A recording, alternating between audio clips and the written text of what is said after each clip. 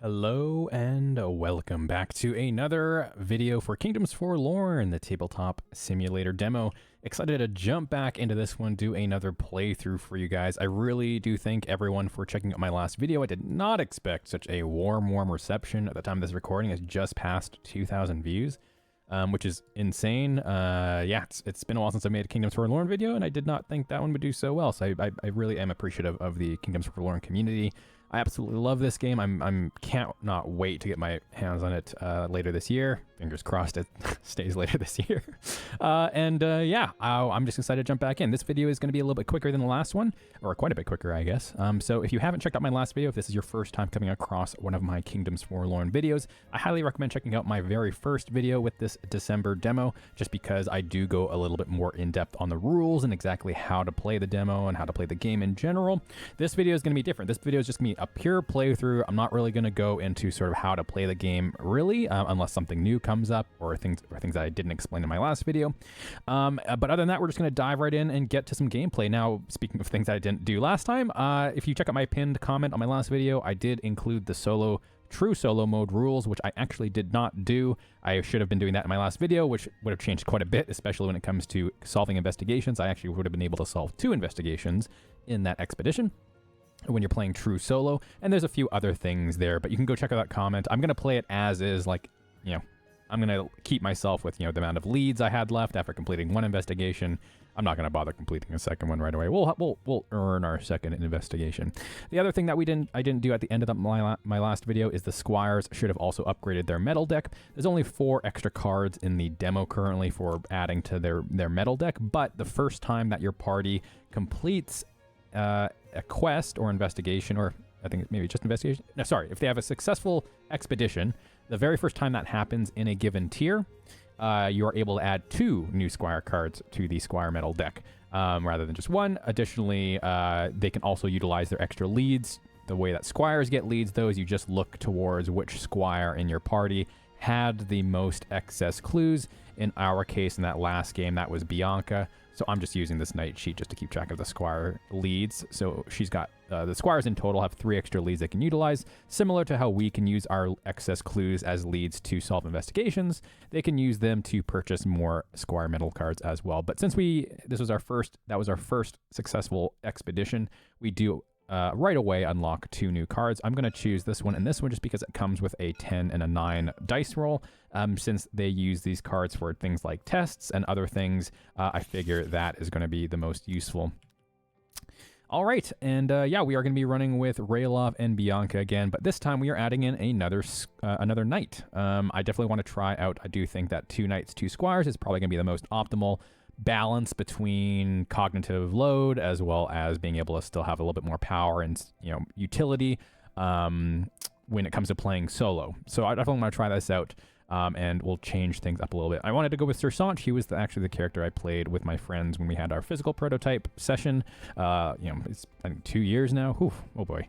Almost 2 years now.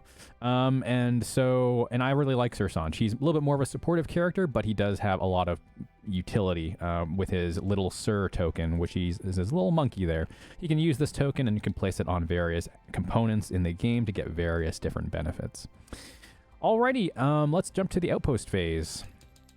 I just dive right in. I've already done most of the basic general setup, as you can see here, for the expedition, but we want to go to Outpost, and I think we are going to go in the inn again, so we can choose our option. I think I do have quite a bit of gold from last session, so I think Paracelsa will front the bill on a lot of stuff.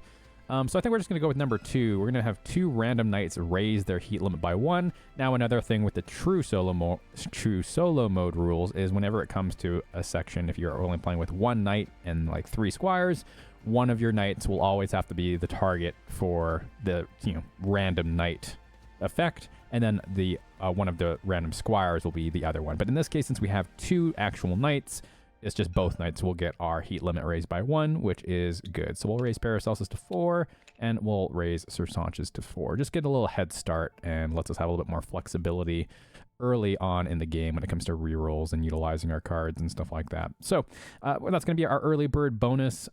We are going to be jumping into the Mercenary. Let's jump to the Mercenaries Guild. We do not have the Swamp Strider Mercenary, which is what they say to have in the Kingdom book, but I just don't think that's in the demo because I couldn't find one. And these are sort of, we can have up to 4 of them, I believe, and these are sort of just general extra abilities or bonuses, benefits, whatever you want to call them, that our party can utilize as a whole. So I think we're going to go with healer. That seems good. A warrior and rogue for some heat management. And we'll save the rest, and we'll not get the rest until later. So that's going to be 7 gold total. Again, we'll have old Paracelsa front the bill for that. So she goes down to 7. And let's see. Yeah, from the mercenary deck, the party may hire up to 4 mercenaries for this expedition. And then we return them at the end of the expedition. We can go to the workshop as well, so I can purchase my crackling stones that I had from the last episode, or that I unlocked. They come with 2 charges. Let us get rid of the snap and the grid. Make 2 of those. And these let us place break or opening tokens in the pool, and we can spend actions to refresh them, actually, which is very, very nice. Just a simple way to get that stuff. Now, let us, I'm going to skip the contracts. We'll just keep it streamlined. Now we lead 4th. We can prepare all of our stuff. I think, again, I'm going to be a little bit of bending the rules a little bit. We're going to be lending Ser Sonch my bone bow that I unlocked, because that originally was supposed to be for the Squires, until I realized that Squires cannot use that piece of gear because it is not a merchant item. Instead, we've given Ser Sonch's starting weapon over to Bianca, which is the broken sword, because I really think this bone bow is incredibly good, and I definitely want one of us to use it, but I really like my officer's Morgenstern. Additionally, we do have 3 support items, which is illegal, so I will give the Ancient Totem over to Ser Sonch as well. Knights can lend gear to Squires. I have no reason to believe why we shouldn't be able to lend gear to other knights. I do want to keep the armor, and I want to keep my Mantle of the Faithful, though. Alrighty, I think that does it for that. Let us hop to the Delve phase. Now, let's go also make sure to shuffle everything. Didn't shuffle those, but I did shuffle those. And the Deep Fog deck, I've shuffled all the tokens. Here are where the monsters are currently at in the current districts. I do also have to reduce one of my cards in my hand. We'll get rid of Through Heaven's Eyes again, because Paracelsa only has a 4-card limit in her hand, where Ser Sonch has 5, so he can start with his whole starting deck. Alrighty, I think we are just going to hop to the left here. That will give us a blue clue, which is what we need for Ser Sonch. Not for me, but that's okay.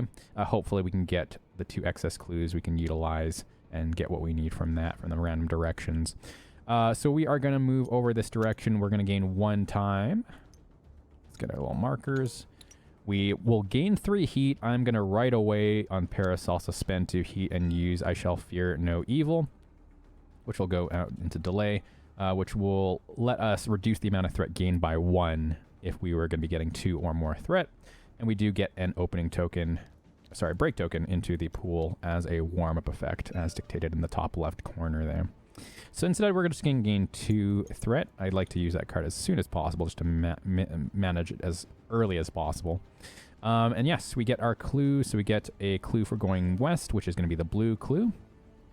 So Bianca gets 1 and Ser Sonch gets 1, and then the other 2 will be randomly decided by directions. We got west again and double west. All right. I don't really know if the clues can be repeated, but I don't see why not. It's a little bit unfortunate, but that does mean that Bianca's done getting secondaries, and that means that Ser Sonch is done getting his primary, so I guess it's not the worst thing in the world. We'll flip that over. We do have a tile to place down. We need a small 7 that goes north. There's some very exciting music for just a delve. And we have 2 deep fog paths. We do have now this is an extra large tile as well. As per the kingdom rules, we do have to place a surge token on the kingdom sheet. And we do have to resolve a point of interest, which is 5 plus 2, which is going to be 7. We get to lose 2 threat. That is like one of the best ones. And now we are back to 0. This is fantastic. Perfect. Good start. Good start so far. Although we don't really have a good place to go now, because it's going to be sort of a little bit of a waste going up here, because I guess we could backtrack and just move up this way. I don't dislike that idea. All right, let's resolve an exploration card. Curse transfer. You may gain X curse to lose X threat or vice versa. Well, after that point of interest, we are at 0 on everything, so I'm not going to do it at all. If we had 5 or more threat, though, we would have to do it at least 1. X meaning 1. Yeah, I think I will just backtrack. Assuming we don't get... Yeah, assuming we get something good, we can get a clue up here. I don't really... I want to save these small tiles as far as long as possible.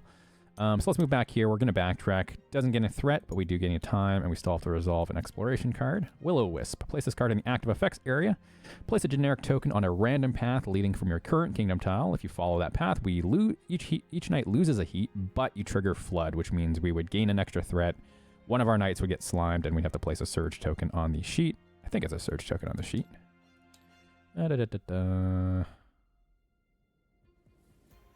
Yes, we do. And repeat this process at the start of the exploration step for the next 2 delve rounds.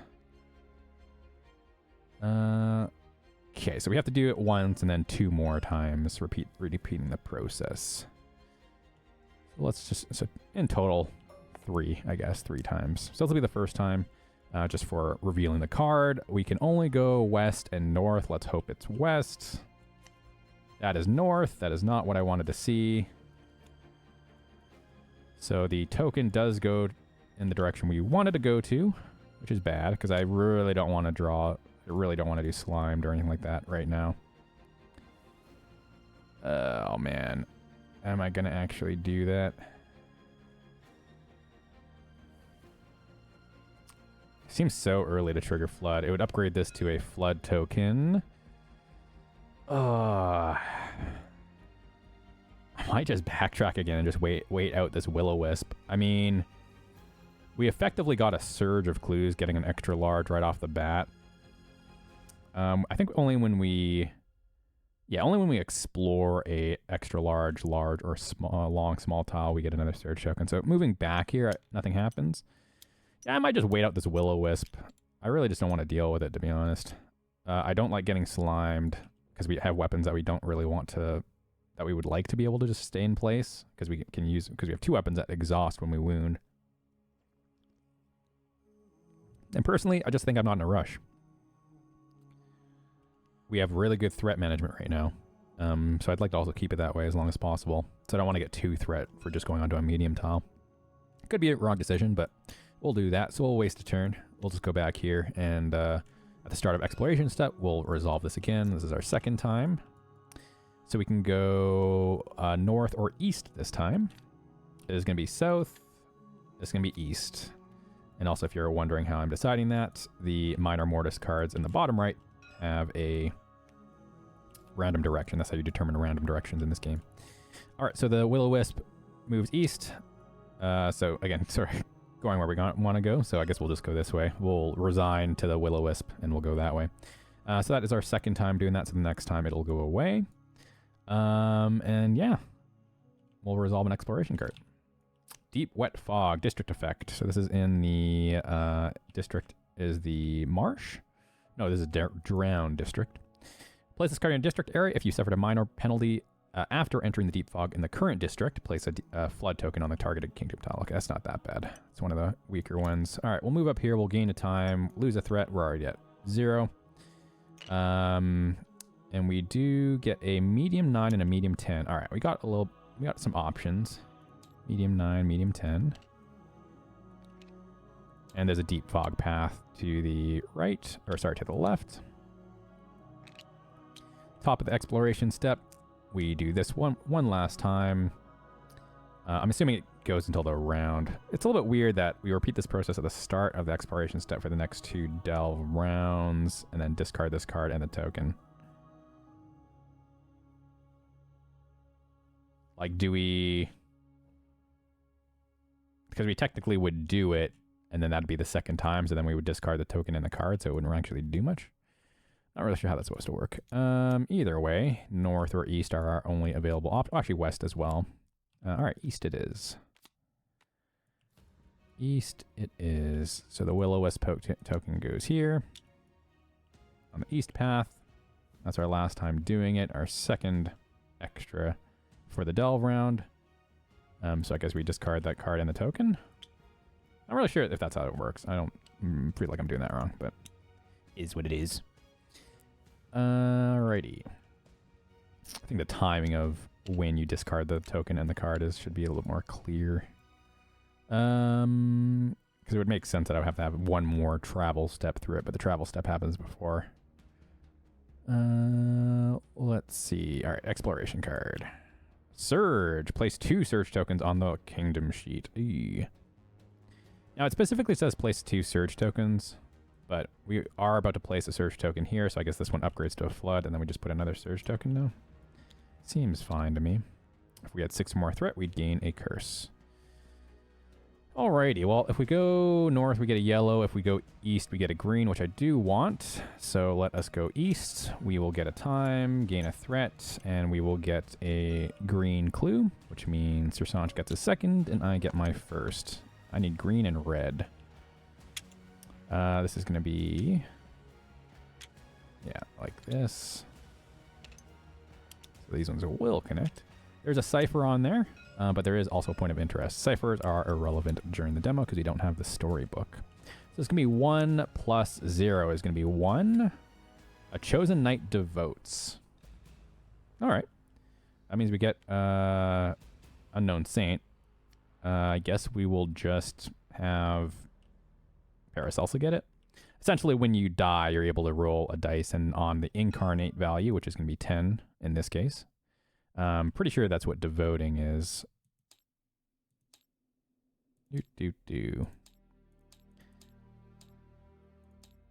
Yeah, because I know we have it technically unlocked because it gives you the unknown saint right off the bat when the demo's out, just because it already has that first death checked off. Devote, page 68. I feel like this happened last time, but I just want to double check to make sure I'm doing it right, because this is not really a rule that comes up too often. When you devote to a saint, place it next to your knight board. From then on, you must obey the rules represented by its holy commandment. Yes, okay.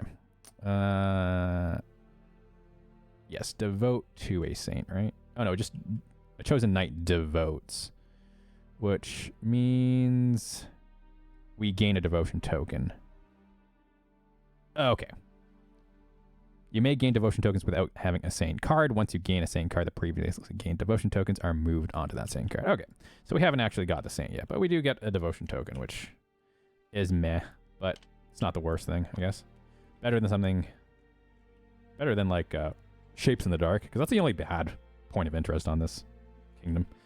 I'd rather avoid encounters if I can help it. Alright, let's draw an exploration card. Swamp that walks. We got sink, so this flood token does go on a random tile. Let's grab our tiles first. Small 8 and small 5.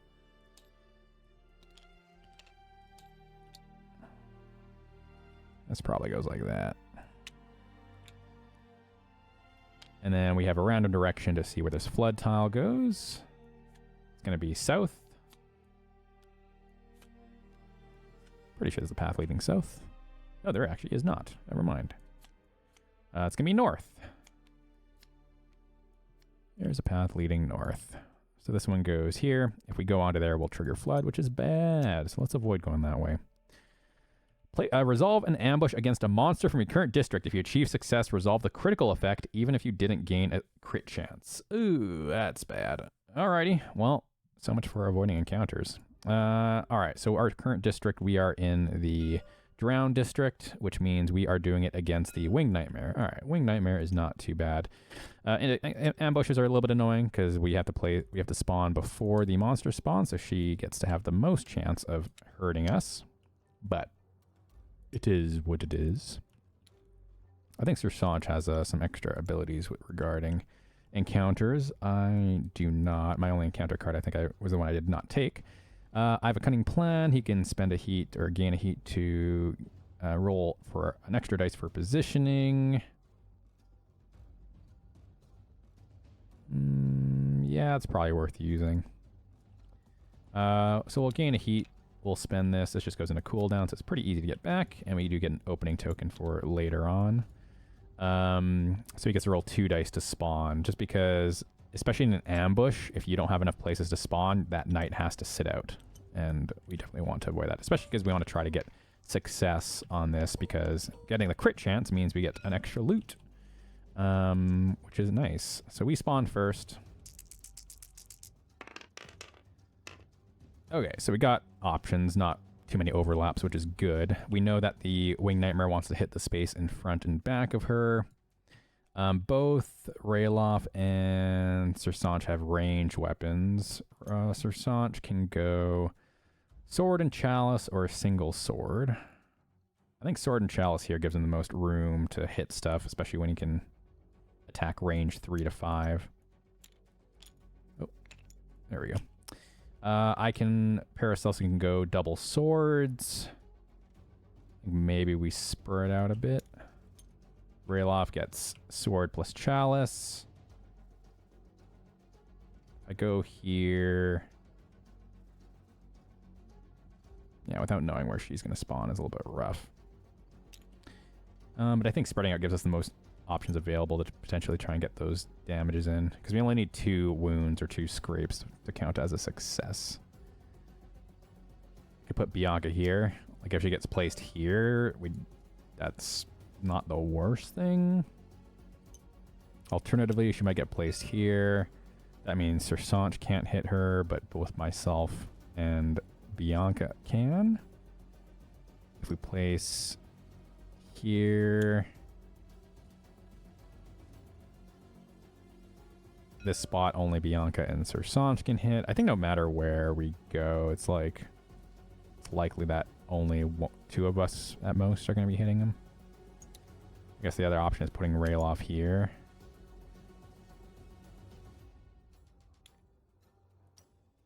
And we can go here. Because Rayloff has a reach too, so he can actually attack there or here. In that case, if spawns here, only Bianca will get hit. It also minimizes the amount that she can hit us, because we don't have anyone that's like double-sided. Yeah, I think it's only bad though if like she gets a double sword. That means literally only Bianca can hit her. Yeah, maybe it is better to spread out a little bit.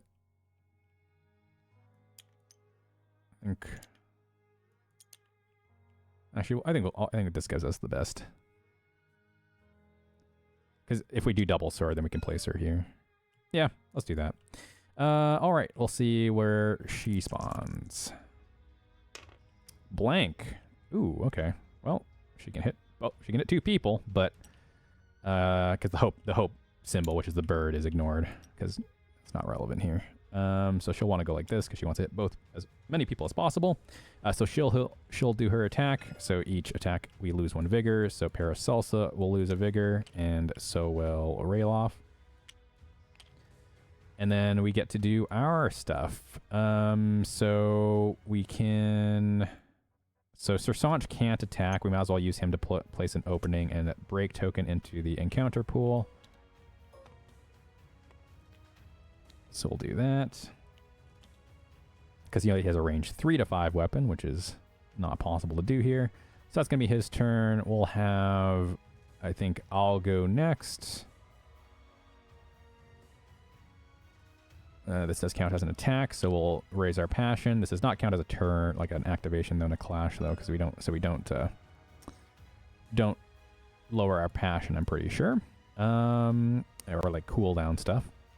We got 1 from our weapon, plus 1 from the opening token. We need a 7+ to hit, so 5+ on the dice. That's going to be a 9. That's going to be a successful hit. Then we roll a wound. We get 1, 2, 3 from our weapon, and then 4th from ourselves. We only need 4. That's 1, 2, 3, 4, 5, and even a 6th if we need it. There's no overcome or overpower effect. So yeah, we beat the 4 required. That's going to be our first successful scrape. Nice thing is we don't have to exhaust our weapon, even though it's cumbersome, because this is not a wound. It is just a scrape, so we can leave our weapon intact. We also got to leave behind 2 break tokens and we'll leave an opening. So 2 break and an opening in the encounter pool. And then I think we'll have old Bianca go. So Bianca will gain a passion. And she'll draw the first middle card. So it's going to be 5 plus the 1 opening is only a 6. We do have a red metal card, but nothing matching, so she's going to have to spend a heat, and we'll redraw into a new one. There we go. That's an 8. That's going to be a wound. We need 4 power for here. So here's the power draw. That's going to be 2 power, only 1 potential to use. It's 3. We do have a matching symbol to the metal card, so our 4th power comes automatically from our gear because we're matching, which is fantastic. So that is also enough. So we achieved success now, so no reason for us to attack any longer. 2 plus scrapes is a success, which also means because of the exploration card, if we achieve success, we get to also resolve the critical effect, even if you didn't gain a crit chance. So we get a scavenge 1 as well. So good job. We'll just grab a kingdom gear to start our loot deck. And that does it for this encounter. So each knight gets to lose 2 heat now. So I'll Ser Sonch lose. Paracelsa. Is it a clash? But I'm assuming they still count because it's sort of like a fight. I'm assuming they count as knights in that case. Again, that's how I'm going to play it. Play a little loosey-goosey. Just keep up the pace. Off to a pretty good start, though. Paracelsa's a little bit behind on clue gain, though. So that's a little bit annoying, but hopefully we can get reclaim some clues. All right, so that was the exploration step. Then we can move on back onto the travel step. If we go west here, we do get a red clue, which I do need for Paracelsa, so that is going to make that decision easy. So let's go there. We will gain a time, gain a threat, get a red clue, and Rayloff will get his first red clue as well. This goes, yep, like this. We got a deep fog to the left and a large to the north. That's those are good to get the clues, but we'll see how it goes. I may not want to do that. All right, and we do have a point of interest to resolve. So we got 4 plus 4 is 8. Tension in the air, resolve a kingdom adventure. Oh boy. These typically are bad because the tests to complete them are usually really difficult. All right, so let's roll a white dice and a black dice. White is the 10 spot. Red is, or sorry, not red. Black is the 1 spot. That's going to be 77 and 6, so 76. That is going to be Shrine of Remembrance. I think we got this one last time as well. A marble structure rises from the gloom ahead. Unlike the other surrounding buildings, this one's walls are utterly pristine, radiant with alabaster perfection. A gate has been drawn across its entrance, bearing the way inside. The mud and slime of the sunken kingdom simply halts at the threshold as if denied. You try to approach, but something resists you, a growing weight in your limbs that threatens to drag you to the ground. Every thought of entry burdens you immensely, and the desire to turn around and retreat grows more and more urgent. Each knight tests tenacity or might, 9+. If Paracelsa is in your party, she may spend 1 zeal to add +1 to all knights' tests. Unfortunately, I do not have any zeal tokens at the moment. And I do know I don't want one anyways. All right, so each knight, which also includes the squires, because they have to be able to, otherwise it'd be literally impossible to succeed on this. Each roll a dice, but for tests though, the squires just will resolve metal cards as usual. So we can resolve tenacity or might. We're definitely doing tenacity for Paracelsa because she has 2 tenacity, and unfortunately I don't think Ser Sonch has any tenacity or might. No, he has got bravery and sagacity. Now he could spend for knight prowess. I guess he has to decide before anyone actually does their roll.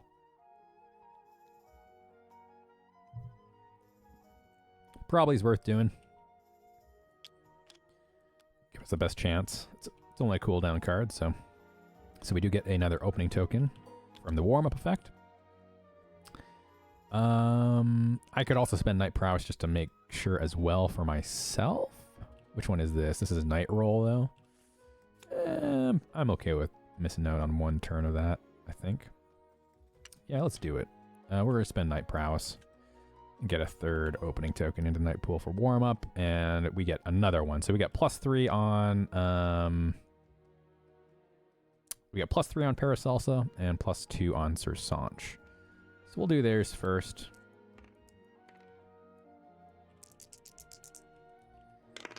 Oh, okay. Well, Ser Sonch passes thanks to his bonus, so that was a good idea we did that. I will have to spend a heat to reroll mine, though. Don't want to have to rely on the Squires. Hey, there we go. That's a pass. That's an 8 plus 3. All right, so we already got 2 successes. We need just one more to get the 3 plus success. Come on, Bianca and Rayloff. I believe in you two. So they straight up just don't get any bonuses, unfortunately. So we need to just have the 9. Get a 9. Roll a 9. Oh, it's an 8. Rayloff will spend a heat. That's a 6. All right, for Bianca. Oh, there we go. Bianca clutching it. Doesn't even have to re-roll. That's going to be a 9 on the dice. Or card, I guess. So that is going to be a 3rd success. So that means we do get the 3 plus successes. Breaking through the barrier, breaking through the invisible barrier is almost like cutting through a wall of flesh. You feel it press in around you, warm and discomforting, but trudge onwards, finally emerging into the courtyard of the marble structure. There you see a statue, not dissimilar to that of a human, but shorn off at the neck. To one side, the remains of an angular helm carved in ivory marble lie shattered.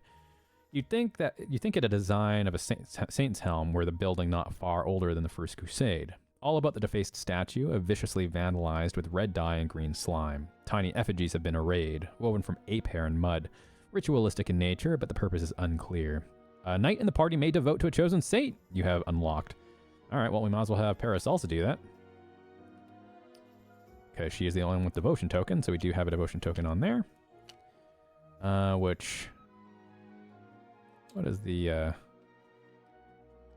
rule, holy infusion. Yeah, this guy doesn't have any, like, passive effects, unfortunately. Oh, okay, so we would get potentially bonus effects for having a certain amount of devotion tokens. But we only attempt to incarnate when we are about to die, which, you know, Paris also does like getting hit a lot, so that is a good chance that'll happen. Yeah, okay, so unfortunately, Unknown Saint doesn't really come with extra benefits, sadly. But it's okay. Bonuses are always good, better than something bad happening. All other knights may gain a passion. If Paracelsus spent a zeal token for this test, which she did not, place 2 zeal tokens on a knight board. That's unfortunate.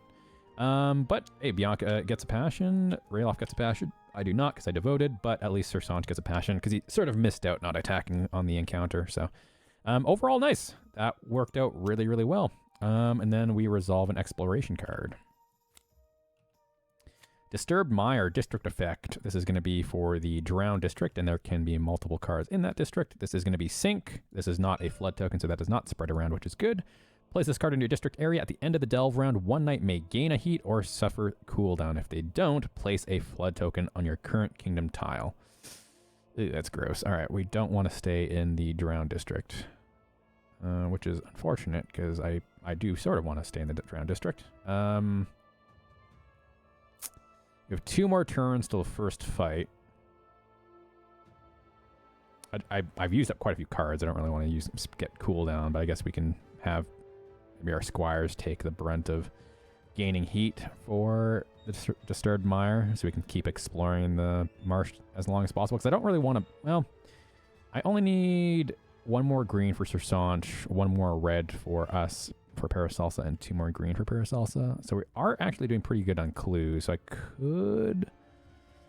could backtrack a couple of turns and end up starting the fight in here, which would be fighting the Winged Nightmare. Then we can start moving into the Marsh District and away from the Disturbed Mire. I think the only issue... You know, I'm guessing we have to be able to go north here, because we can't go south. I'm guessing we go east and north. That expands the marsh. Haven't played enough to memorize the layout of this kingdom yet, but I think I'm cool with that. All right, well, at the end of the delve round, we'll have Bianca gain a heat. Travel step, we'll backtrack. Yeah, we'll backtrack to here. Gain a time, don't get any threat. We'll resolve an exploration. Fog that follows. Place this card in your active effects area whenever you travel onto another kingdom tile. Place a deep fog token on the path you came from if you travel through the path with a deep fog token, or there are 3 deep fog tokens on the kingdom map, and we discard this card. Alright, well, we're definitely not coming back through here, it's for sure. Shrink that down to size, so that goes here. We'll resolve an exploration. Oh wait, no, that was our exploration. But we are at the end of the delve round. We are still in the drown district, so we'll just have we'll have Ser Sonch get a heat. I think should be okay. Yeah, it should be okay. All right, and then we'll go to this one over here. So we gain a time, lose a threat though, because it's a small tile. And all right, yeah, so this does connect over just to here, which is perfect. And we resolve, oh, we also have to do Deep Fog that follows and resolve an exploration. Surge, place 2 Surge tokens on the Kingdom sheet. This one will upgrade to a Flood. And we'll get another one. Ooh boy. If we had 6 or more threat, we'd also gain a Curse, but luckily we do not. All right, story step. We are also end of the delve round. Oh, we do the story step first. I'm going to do this just so I don't forget, though, after, because we technically do the clash first, because it's the story step, where we check to see if we're at 18, or sorry, set 8 or 16 time, which we are for the clashes. I'm just going to do this so I don't forget. So we will just have... oh, I guess it does matter, technically. Okay, I'm going to place, like, a little marker here just so I can... I'll go like this. I'll make a copy of the card and place it over here. Remember to resolve that after the clash is done, because it technically does matter, because gaining a heat or doing a cooldown going into the fight actually does matter a lot. But all right, we are checking we're in the story step of the delve phase, so we check to see if we're at 8 time. We do, so we resolve our exhibition clash. We are in the drown district still, so we are fighting the Winged Nightmare. I apologize if this fight's getting boring for people. I seem to like always land on this one. I don't really know why. So we'll load that clash. Move all of our stuff over, including all of our dice arenas.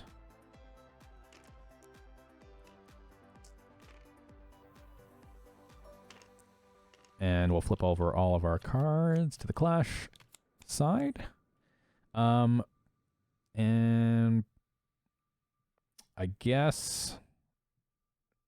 yeah, I don't think anyone starts with a priority target token, technically. I mean, Bianca is technically the highest passion, but it only says to gain the priority target token when you attack and you raise your passion, and then you check to see who should get it. We're going to be fighting on level 1, so we can ignore this Bloody Defiance card. We also need to make sure remember to use these things.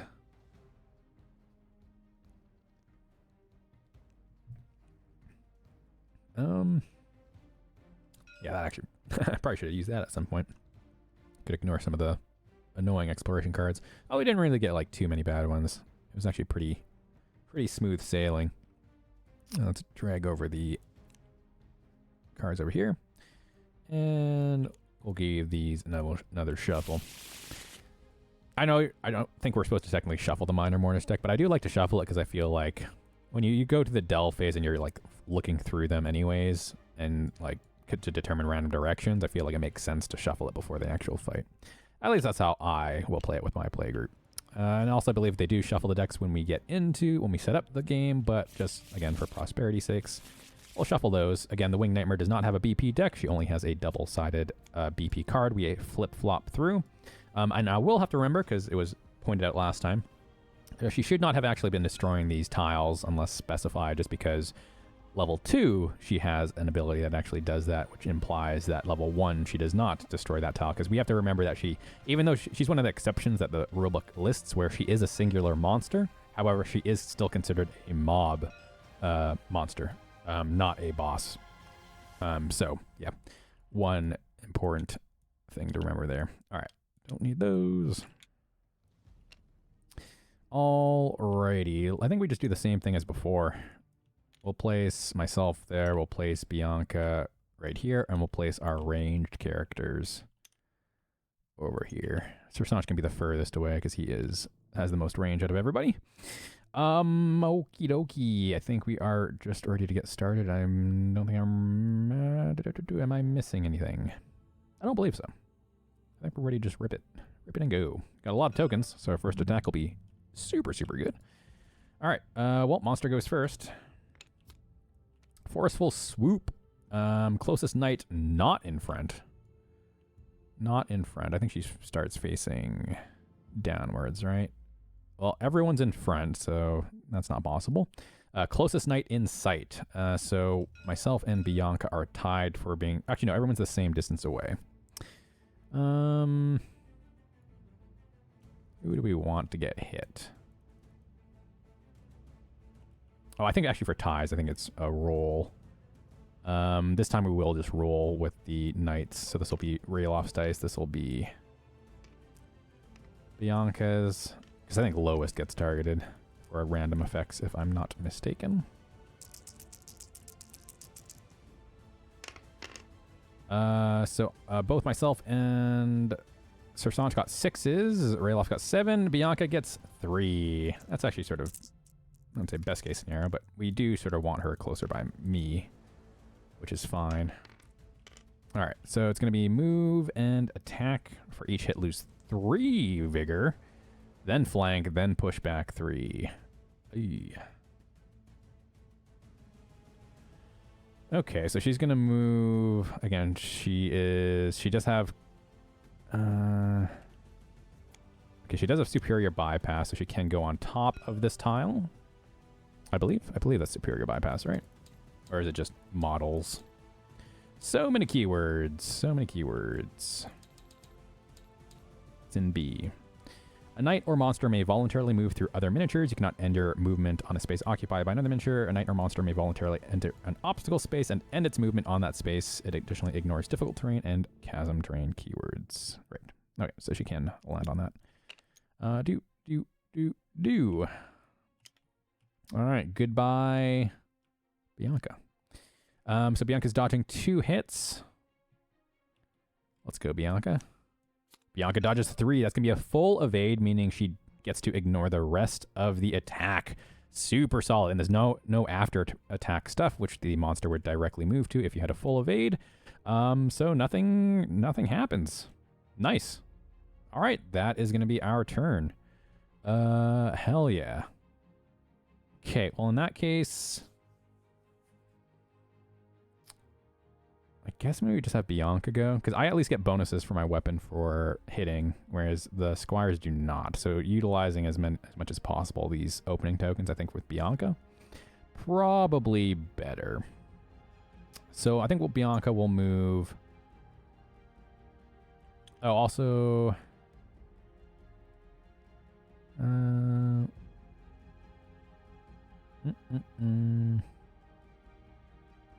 Yeah, you can just end its obstacle, end on an obstacle space.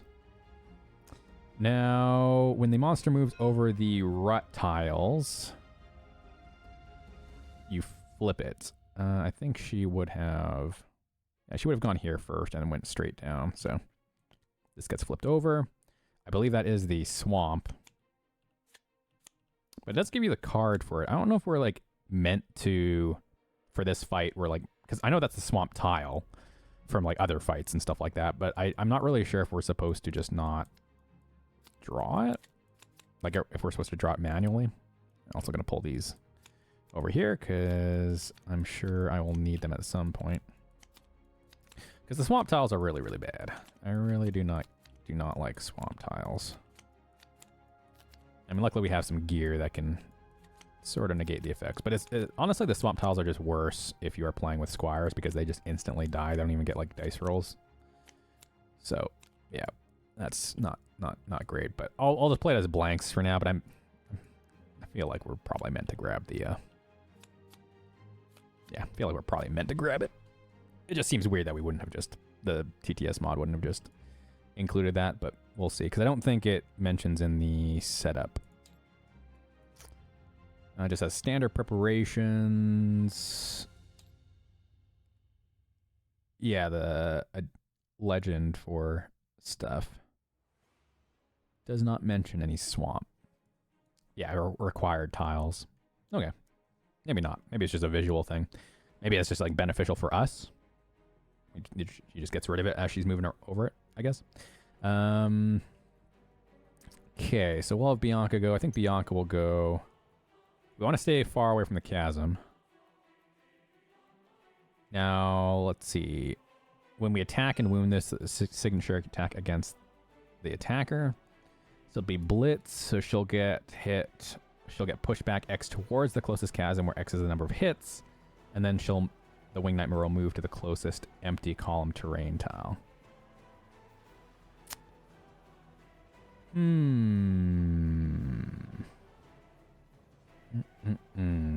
Let's see. I mean, that means if we move here, we could potentially get pushed into the chasm and die. So maybe we'll just attack from this space. It means we will get knocked down if we get pushed back into this, though, which is a little bit annoying. And we don't have... Well, if we don't spend any heat, we could have... We'll have the reflex to potentially step out of the way or make it not as bad. So I guess that's not the worst. Yeah, it's not the worst. Okay, so...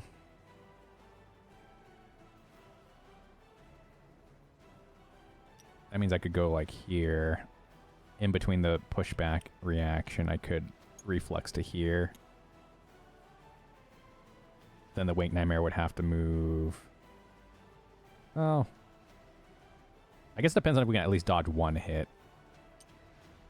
Yeah, maybe we just gamble on the fact we can dodge at least one hit. Could be risky, but I believe in Bianca. All right, start up Bianca's turn. Refresh your heat. She's going to move and attack from that position.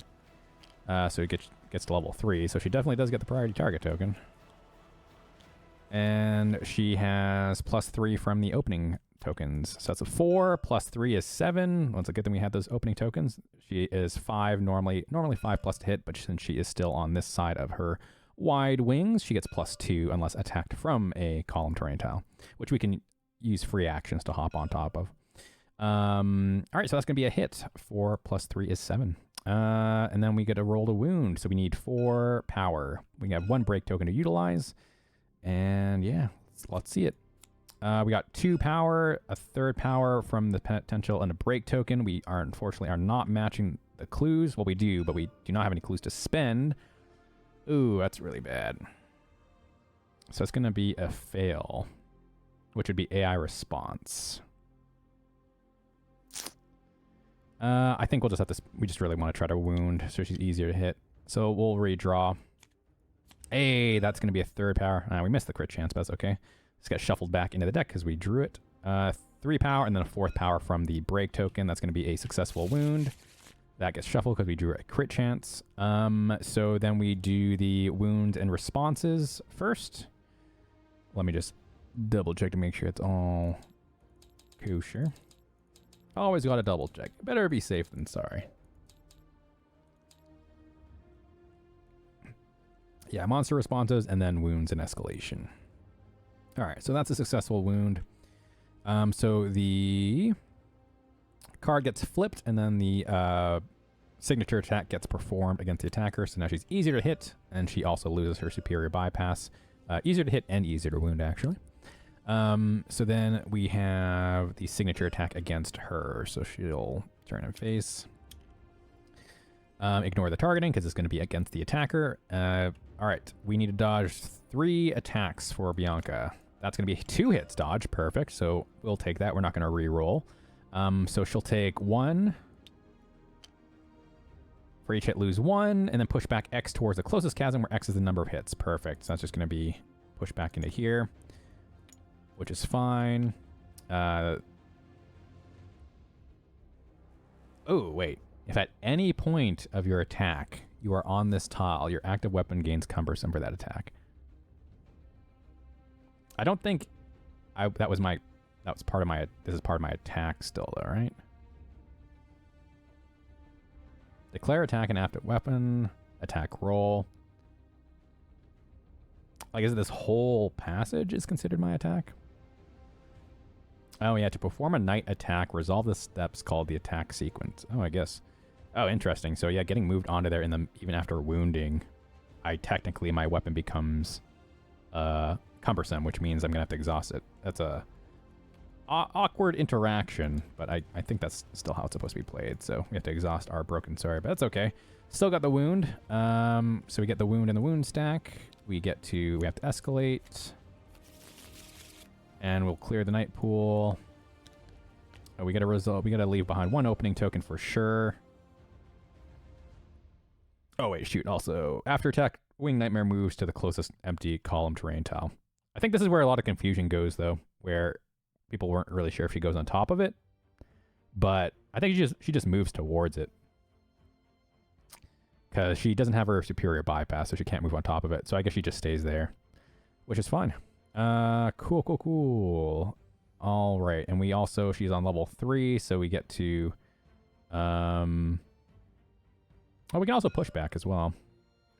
Now that happens as part of the second ability window, though, at the end, I believe, because I think pushback is not a first ability window ability. Pushback. Turn the source towards it, then push ends in a straight line.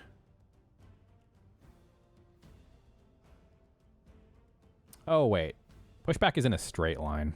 So I technically would have to just get pushed here, I guess. Because I don't think you can't get pushed diagonally unless, or in a different direction. Yeah, instead of pushing the target. Oh wait, never mind. Push back towards. Push back instead of pushing the target in a straight line. Push them along the shortest path to the specified space. Okay, that actually probably would end up like this then. Regular pushback is only straight line. Alrighty. So we leave behind 1, 2, 3 openings. Oh wow, we still leave a lot, and then a break token as well, along with a pushback. Which I could do, I guess. Because I could hop on top of this to attack, but I don't think I want to. Yeah, I think we'll just run behind her and then punch her with Parasalsa instead. Alrighty, so that is going to be it for Bianca's turn. And she unfortunately did have to move, so we can't unexhaust our sword, which I find hilarious. All right, we'll have Parasalsa go. Parasalsa is going to refresh one. We can bring this card into our hand, and this goes into here. And we are going to move 1, 2, 3. Again, I don't want to, because I know that the response to hitting her is going to be a knockback, and I don't want to get knocked off this column, otherwise I suffer crash. Because she's going to flank first, so when I attack her, she's going to actually flank me here and then push me back this way. So I'm got a plan for that. Alrighty, so we are going to swing our weapon. We get +3 from Nightpool, +1 from our weapon, so we got +4. We only need 5+ to hit now because she doesn't have her wing tail open. She's not flying right now. Oh, that was almost a natural 1, but that's a 7. That's going to be a wound. We get 3 power dice from our weapon, 1 power dice from ourself. Also, let's make sure to raise our passion. And we only need 3 armor to break through now, and now we have overpower 3. So if we can get 6 power, we can also push back 2 or drag 2 immediately. And we have 1 break token to utilize. That's going to be 1, 2, 3. We get a 4th from 2-handing our weapon, and a 5th from the break token. So not quite the overpower effect, but that's okay. Still a successful wound. So that is going to be the wound and responses then. Monster responses. So we gain pushback X or drag X for this attack, where X is the number of wounds on the wound stack. Currently 1, because I think we put the wounds in afterwards. And we also have to do the AI response. Does pushback or drag? If I go... No, I think I want to keep her where she is, because I know what her response is going to be. Yeah, so we'll just keep her there. So that's going to be a... Then we do the instinct, so that's going to look at the top of the card in the discard pile. It's going to be flank, which is going to end up here, and then knock back 1, which is fine. Fine with me. Nice. All right, so that's going to be a wound in the wound stack. AI gets shuffled in. Shuffle AI2 to the top. That is bad, but it's okay. It is what it is. And then second ability window we'll leave behind. We have to exhaust our weapon. Let us go with... we've got 2 break on our weapon, and we'll leave an opening from our heroic arc. Okay. Alright, we're off to a solid start. I guess we have Rayloff go next. 1, 2, 3, 4. Yeah, he'll have reach too, so better do it now before. Well, actually, we could have Ser Sonch go. 1, 2, 3, 4. It'll be 1, 2, 3, 4. Actually, attack from here. We can actually attack from here, but I think we want to attack from here. He has a range 3 to 5 weapon without unwieldy on it, so we can attack in diagonally. Because we gotta be wary that if we do wound and we don't get the critical, she will again flank and then knock back 1. So if we're right here, she'll end up here and then knock back us into this space. So I think that's fine. I guess I could go here though, because she doesn't have superior bypass, so she couldn't get onto this these tiles. 1, 2, 3, 4. Oh, but she won't be able to move through us anyways. Oh, I guess it doesn't really matter. She has infinite movement, so technically they would just find the shortest path and she would just run all around here and then end up at the same space, flanking wise. That works. Or I guess she could go here and flank and knock us back into that space too. So both work. All right, let's attack. We get +1 from opening tokens. Our bone bow has +3, so we got +4. 5+ to hit. That's going to be a hit. 4 + 4 is 8. Same thing as before. We get 4 dice, 3 from the weapon, 1 from our character sheet. We need 3 power, or 3 power to break through the armor. Ooh, well, we got 3 potentials to utilize. We got 1 power. We got 1 power off our weapon, so it's 2, and then luckily we have 2 break tokens, so it's 2 more power. So that's going to be another successful wound. We can't push back or drag because I believe those are adjacent required, which makes sense. So we'll just do the instinct response. It's gonna be flank. We'll have her go. Where would I rather Ser Sonch get pushed towards? I think we'd rather have her closer to us. So she'll move here, flank, which is just the furthest space from the center of the clash board that's adjacent to the target or attacker, and then prioritizing straight lines from the chasm terrain tile. But these are essentially equal. So we'll knock back 1, and Ser Sonch will end up there. Cool. So that'll be the wounds. We get another wound in the wound stack. We got to find a level 1. There is still a level 1 in here, so now we just get another level 2. 1, 2, 3, 4, 5. Hey, shuffled a level 1 to the top. All according to plan. All according to plan. Okay, and I think that... Oh, wait. Ser Sonch also should have been able to choose one of these cards to put back in his hand. I think we'll get Night Pool, or Night Roll. It's just a little bit more useful. Again, we can only put one of the cards from cooldown into our hand, but that's okay. Oh, we should have also raised our passion. Cool. All right, last but not least, Mr. Rayloff. Rayloff will go 1, 2, 3, 4. So if he gets flanked, he gets knocked back into Ser Sonch. That seems like a bad idea. 1, 2, 3, 4, 5, 6. 1, 2, 3, 4, 5, 6. That's equal spaces. I wonder if... I don't think we technically could move her over here anyways. In which case, what is the best course of action? Here we can go 1, 2, 3, 4. Can't hit her. 1, 2, 3. And I guess we could do a free action to hop on here. But then we get crash. That seems bad as well.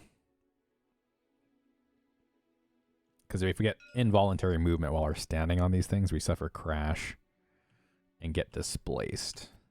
I mean, Rayloff could also just, at the start of his turn, refresh his heat and then stand up again. I think we'll do that. I'll keep this space open. So we'll go 1, 2, 3. We'll spend a free action to hop on top of here. And then we'll spend our action, also refresh our heat at the start of our turn. We'll attack. Rayloff needs a 5+. We got +1 from the opening. Oh, wait. No. we should have left that behind. We got 2 opening tokens from the bone bow. Also need to exhaust our weapon. So we got 2 from the bone bow, and then we can do 1 break token. We'll choose.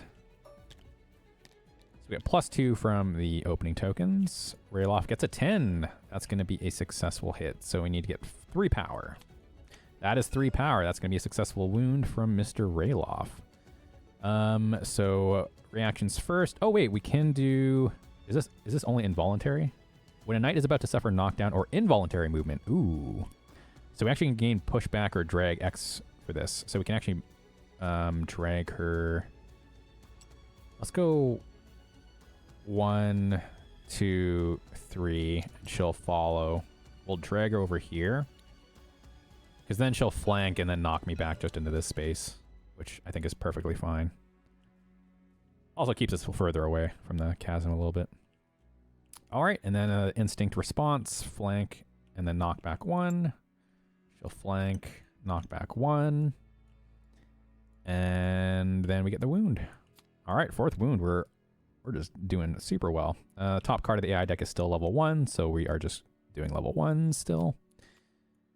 1, 2, 3, 4, 5. There's only level 2s in the deck now, so it is what it is. But hey, we got a full round of attacks in. We only need 2 more to meet our requirement, which is awesome. All right, start of the monster round. We flip this card back over, and let's see what she does. Level 2 now. It's going to get a little bit scarier. Let's make sure I didn't miss anything.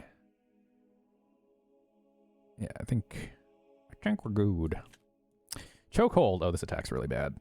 Endure 1. Ooh, she gets a temporary armor token on her BP card, so she's now 5 wound to next. Target's priority target in sight. Oh, that is going to be Bianca. Bianca does have the most passion and the priority target token still. Does bring her closer to me, though. I guess that's a good thing. Move and attack. If this attack reduces your vigor to 0, you die. 1 hit, you lose 2 vigor. 2 hits, you lose 5 and choke 3. 3 or more hits, lose 8 vigor and choke 3. And then Mortis draw, which is irrelevant for the Squires, unless they hit 0. Hey, maybe Bianca can just evade 3 again, you know. And she'll move on top of this tile, which will flip this over. Oh, that's bad. She's going to flank and then knock back 3. Which means she's going to get knocked back into the chasm and die. Because I'll get displaced because she's a mob creature, so she won't cause me to suffer a crash, as I'm pretty sure how that works, right? I'm pretty sure.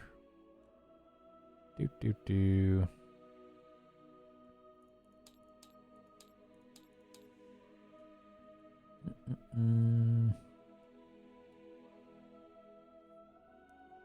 Through other miniatures, you cannot end your voluntary movement on a space occupied by another miniature.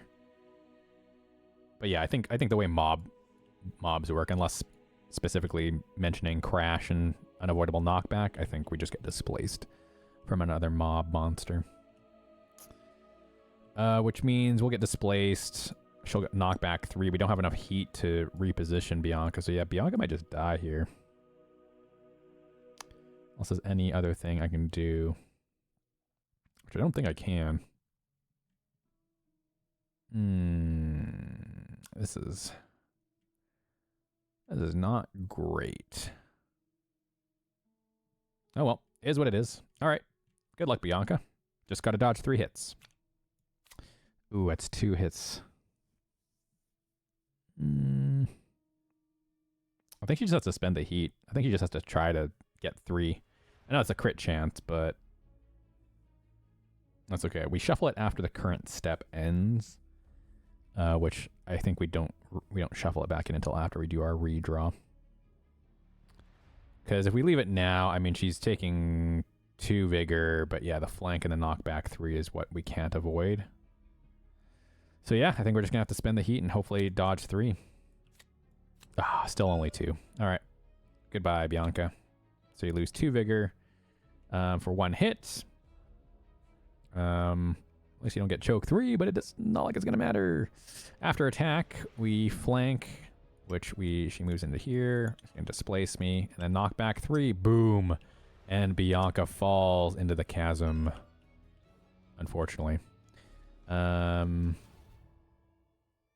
Yeah, if they're pushed back, drag, or pulled through a chasm space, they die. Oh, wait. Pushed back, dragged, or pulled. That's pretty specific wording.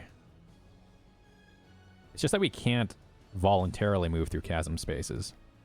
Knights do not die for moving over a chasm during knockback unless they end their movement on that space. Oh.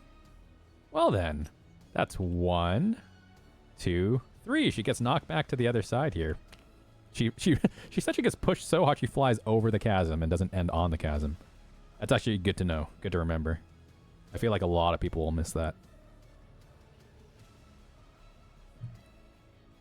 All right. Well, that was hilarious. She does like a backflip over the chasm as she gets knocked back. Well, I wasted that heat for nothing then. That's okay. I mean, we still might have dodged it entirely, so that's still good. Right. Well, Bianca's going to be a little bit useless for a while. I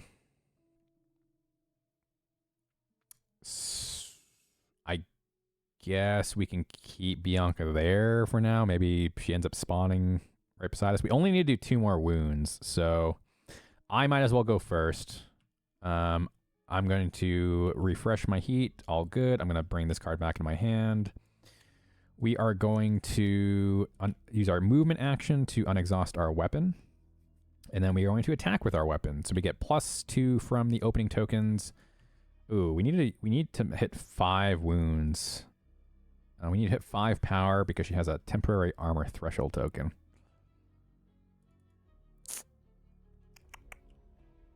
I think it's probably...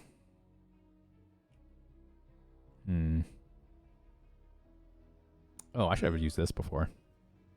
Get my zeal tokens, because those stay in between fights, too. I guess I could... Oh, man, I don't want to use it for just an opening token, though. Maybe we would just pray. I mean, with 4 red dice and a flat power from this and the break token, I mean, chances are pretty good, even for 5. Because even level 1 stuff has 5, so I think we'll do that. I think we'll just go for it. So we get +3 total for all of our bonuses. We need 7+ to hit because we are not on a column terrain tile, and she's got her wings back on. Chances are pretty good. Oh, and that is a natural 10. That is going to be a crit chance. So we are going to be able to perform a bonus attack if this goes well. However, her responses... Oh, wait, no. She won't have an AR response for this one. Perfect. So, yeah, if we wound here, it's really, really good. All right. Yeah, we just need 5 power. We also do need to raise our passion for attacking. We get a power reroll now. Come on. Oh, it's only 1, 2, 3 from our weapon, 4 from the break token.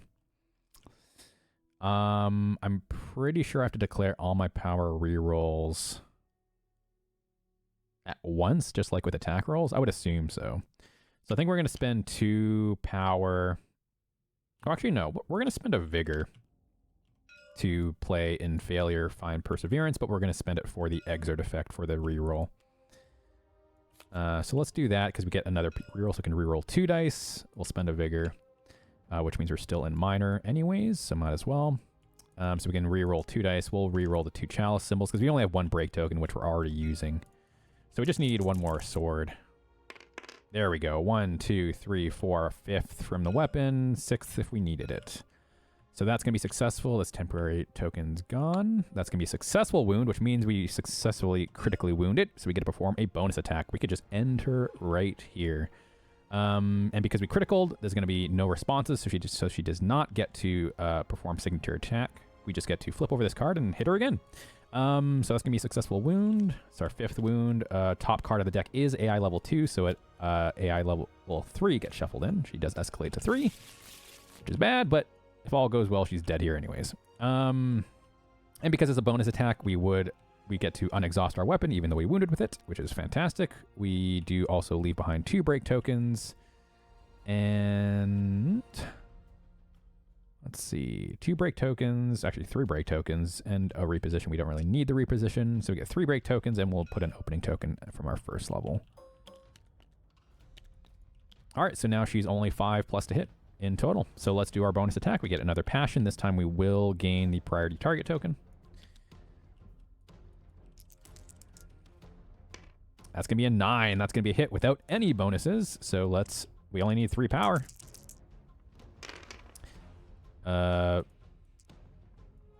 Well, I mean, luckily it's still enough. We have 3 break tokens and 3 chalices. So that's 4 power. That's going to be our last wound total. I don't actually know. Does like the fight actually just end when you do the last wound, or do you still have to go through the whole combat action? Because technically, wounds and escalation happens after responses, right? Actually, I'm unsure of how that works. I guess we'll play it like that just to make sure, because this technically is the harder way. But the only response is she flees 3, and we get pushed back 5 or drag 5. Doesn't really matter, but she'll just flee to the closest thing. And then she bleeds out and dies from the last wound. All right, that's a successful exhibition fight. That was a really smooth sailing. Yeah, Wing Nightmare is like, I can see why they don't give you an extra wound on this fight. Like, she is still a mob monster, technically. Like, she's still easier than a white ape troll, even though she's a singular monster. So a really good entry-level fight. A very good learning fight, because it's a very dynamic one as well. So that's going to be a success. So we get to refresh everything. Get rid of any conditions we had, which we surprisingly didn't have any. We reset our stats, including passion. But I think our heat limit stays from the outpost. I would assume so. So we still stay at 4 heat limits.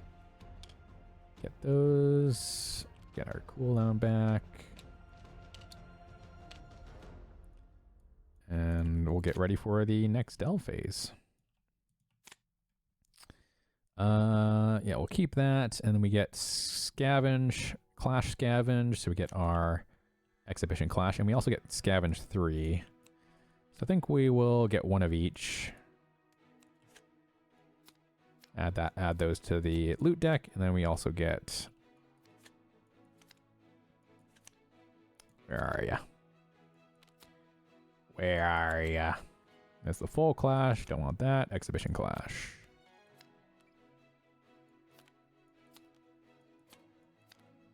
Sweet. Get a discard Bane tokens if we had any. Discarded consumable cards remain discarded until end of expedition. We didn't use any though. And venture forth. All right, proceed to rest. So we get to do a campfire tale potentially, but we only get that on a 9+, so it's not easy. We can play technique cards with the rest cards. Ser Sonch does have a rest card. One knight can fortify one, which we get effectively an extra health.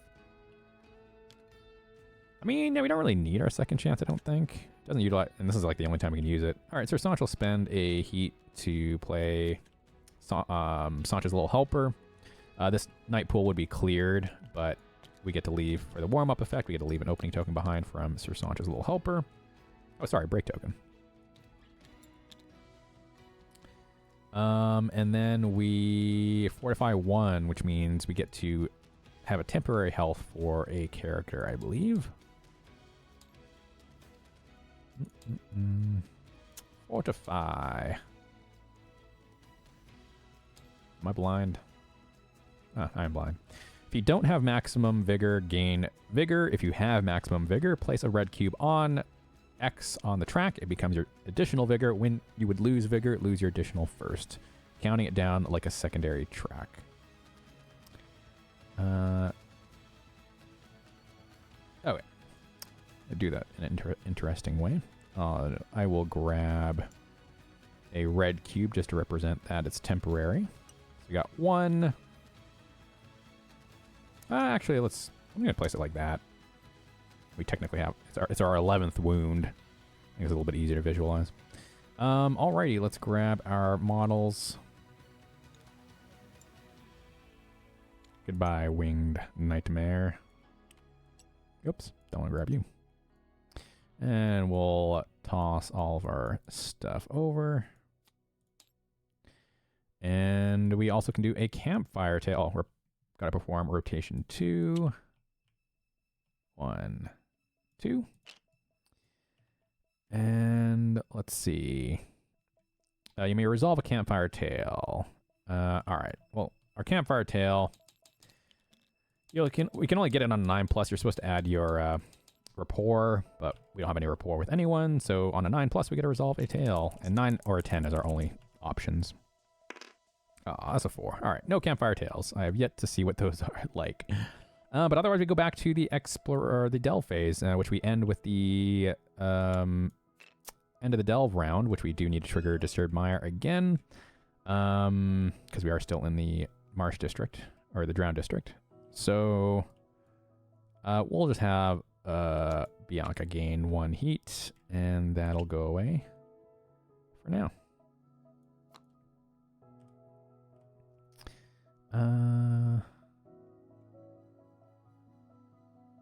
Okay, I'm gonna go back to the travel step. Nice. Okay.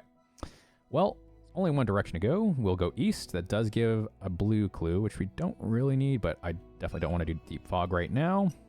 So we'll go here. We'll gain a time, gain a threat. We'll get a blue clue. Excess clues for Ser Sonch. And we need a 6 long, small, 13 medium.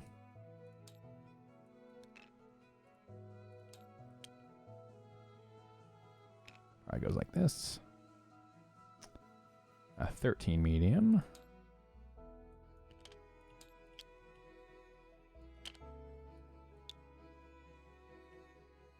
Alright, we're probably gonna have to move our landscape over a little bit. Nothing to resolve on the front, so we can resolve we gotta resolve our fog that follows as well. That is our 3rd deep fog token, so we get to discard that. Let's resolve a new one. Concealed by the Mist District Effect. This is gonna be for the Drowned. Or sorry, Marsh. I keep getting those two confused. Oops. Oh, this one's awful. Lower the threat and clue gain by 1 on all medium, large, and extra large tiles in the current district. That one's annoying. It's annoying because it turns our medium tiles off, so we can't get clues from them. I mean, we don't get any threat from them, but we don't get any clues from them, which is sort of important, especially when I am pretty far behind on my clue gains. All right. There's going to be a little cut here. But don't worry, again, through the magic of editing, you will not notice. But I'm going to take a little break from recording, and we'll be back right away. Alrighty, we are back. We are back. Well, I'm back. It's been a while, but has only been a second for you. All right, where we left off, we are not in a great spot because now we have the Concealed by Mist, so this is going to be a 0. I think we just go there and hope we can get to some large and extra large tiles and get our clues off that. Because you don't really need like a ton, but I am still behind on clues, and we definitely need to get our last clue for Ser Sonch as well. The only other option really is either taking the Deep Fog, which I don't really want to. I mean, we could do that to get over there. Super risky. We are in the back half of the thing. And then we also can go this way, but then we also have to put more flood tokens up, which also doesn't seem great. Plus, that would probably lead us back to the Marsh or Drown District, which has a buttload of bad stuff we don't really like. So I think we'll just fight through this way, and we'll see what happens. So we get a time. We do not gain a threat, and we do not gain a clue, because Concealed by Mist reduces the medium, large, and extra large tiles. Clue gain and threat gain by 1. We got Faraway Landslide. All right, is that a good one? I cannot remember. That is a point of interest. We need 9. Long, small, 8, and we have a Deep Fog. Not amazing.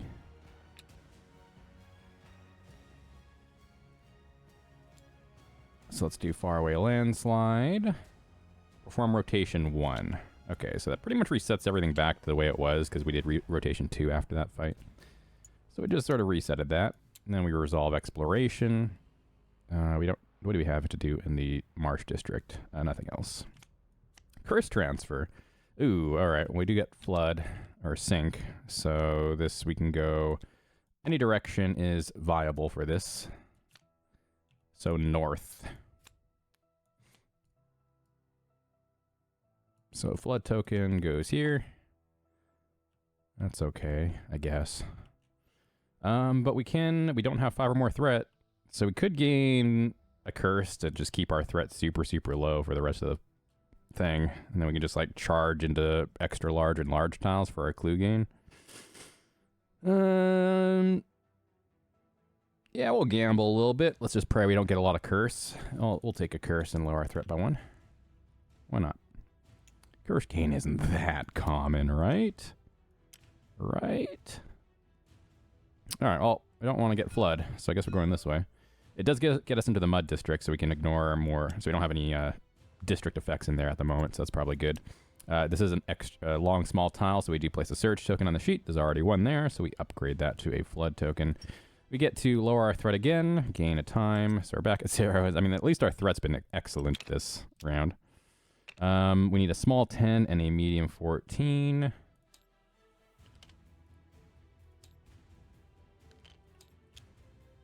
Which is good, because now we're out of that district.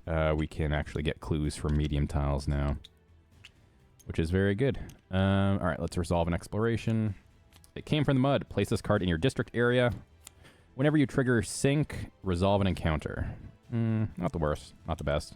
I mean, we do pretty well on encounters, and as long as we can get the success, we usually come out with a pretty good thing, so... Alright, now if we go east, we will get a blue clue. Okay, oh shoot, we don't need blue clues! Ay. Is it worth me backtracking and going back and forth twice, and hopefully we just get something better? Is that what we've come to? I don't think we really afford to do that. We'll just explore further into the mud district and hopefully get a large or extra large tile that can at least get us the clues we want to. So we'll gain a time, gain a threat, get a blue clue for going east. At least Ser Sonch is coming out happy with his blue clues, and so is Bianca. Bianca even needs yellow clues. Alright, so we got a large 5 and a deep fog. Okay, so we can get, hopefully, something good. Hopefully. We'll see. There's a point of interest on this. It's going to be 3 plus 1 is going to be 4. That's going to be faraway landslide. Rotation 1. Alright, well, at least we'll get something new, potentially. Ooh, that means our exit or full clash is going to be against the white ape troll. Alright, well, maybe we'll keep it there. We'll keep things exciting, because otherwise we'll be fighting the First Mid Warriors again. Plus I need to play more against the white ape troll. He's the least fight that I've played against. Alright, let's resolve exploration. Fog trespass, instant effect. Place a deep fog token on a random path. We pretty much only got east, north, and west. That is south. That is west.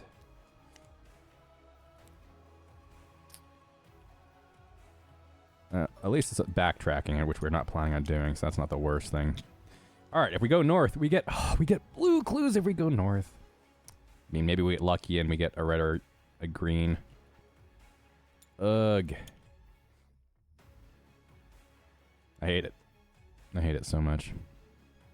We're going to be drowning in blue clues. I mean, yes, we could go through the deep fog to get a clue of our choice, but I think the risk is just not worth it. Deep fog is just so scary. All right, we'll go here. I'll gain a time, gain 2 threat. And this is a large tile, so we have to put another surge token on the thing.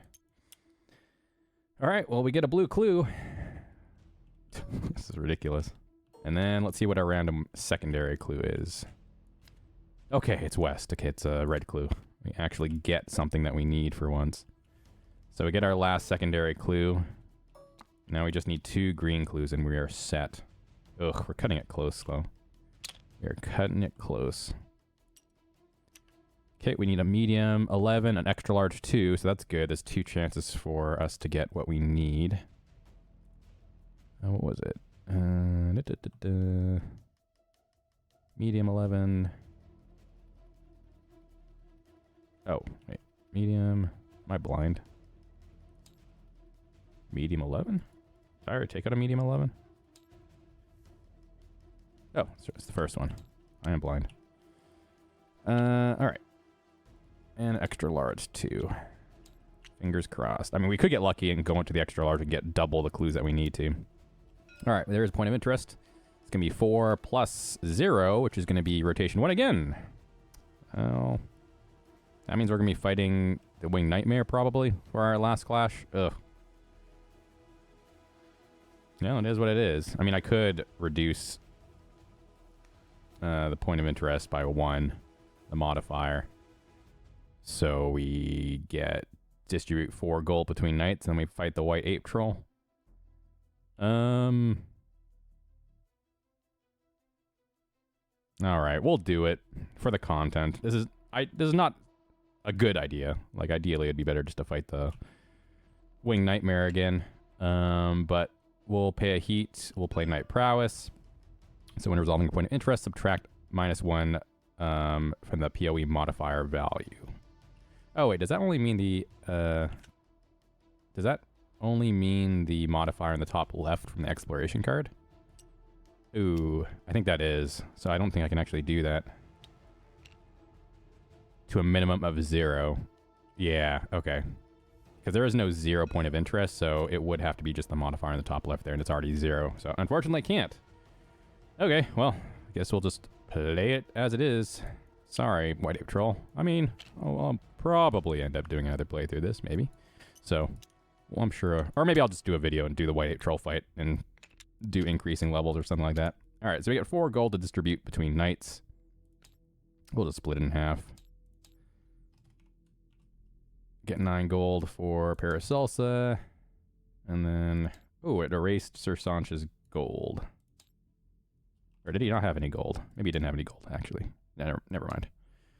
So he gets 2 gold as well. And we'll resolve an exploration. Sunken Sentry places card in the active effects area and resolve an encounter on the next long, small, or large kingdom tile you explore. Joke's on you, this is an extra large tile. If you succeeded in the encounter, remove 1 flood token from the closest kingdom tile, then discard this card. If we had 7 or more threat, which we do not, we would gain a curse. Alright, well. Alright, if we go north, we get a yellow. That is not what we want. If we go left, we get a red, which we also don't really need. Cool. Cool. I mean, I think I just still go north.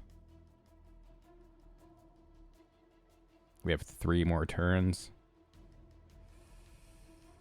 Yeah, I think I still just go north. I think I go north and I play I Shall Fear No Evil again. And then maybe the 2 clues we get randomly are what we need.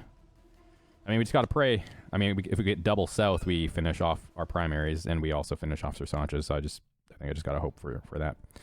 Alright, let's go this way. This is an extra large tile. Gotta place a surge token. This upgrades to a flood instead. Let's make sure I'm not missing anything. This is the mud district, so we don't have to worry about that, or those. Fantastic. I will play I Shall Fear No Evil for 2. Oh, we should have... Oh yeah, we didn't play this card. Oh no, we did play this card. Never mind.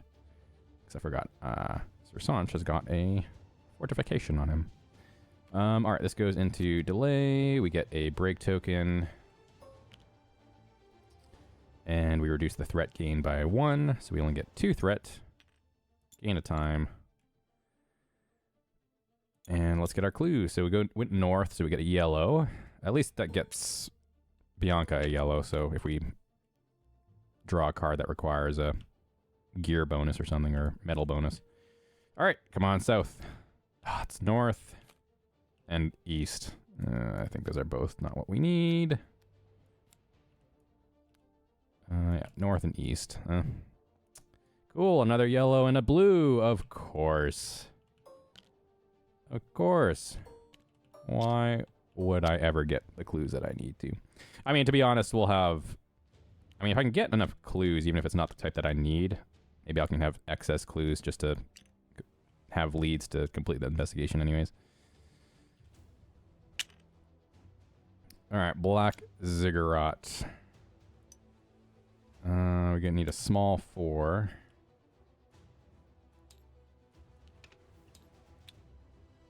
And that's gonna be it. We might just have to go through the deep fog, to be honest. As much as I hate it. Alright, point of interest. It's gonna be 5 plus 4 is 9. 2 random nights, refresh 1. Oh, yeah, that's pretty good for us. We'll do it. Ooh, it's gonna be overflow, huh? Alright, so yeah, 2 random nights, refresh 1. There are only 2 nights, so Ser Sonch will get this back in his hand. And this will go down to cooldown. Then we'll resolve exploration.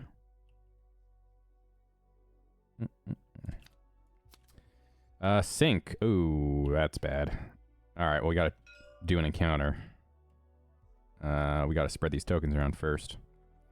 Alright, the only options available are south, east, and north. So it'll be south and east for the 2 flood tokens. Not great. Oh, wait, it has to be on a kingdom tile. So we can't do that. So we need to south or north. As north. Alright. Oh, that was easy. Because it's not on the path, I believe. It's the unexplored kingdom tile. Well, that's not great for us. Place a flood token on X kingdom tiles in your current district that already have flood tokens, where X is your curse level. Well, we do have a curse, so we don't gain a curse, but we do have to place another flood token. Oh, God. Yep, we're definitely going through deep fog next time. This will just place one on here. Now we got to resolve an encounter. Fantastic. This is the Mud District. We are doing it against the Winged Nightmare. Alright, well, at least we know what to expect. Oh. Get over here, you.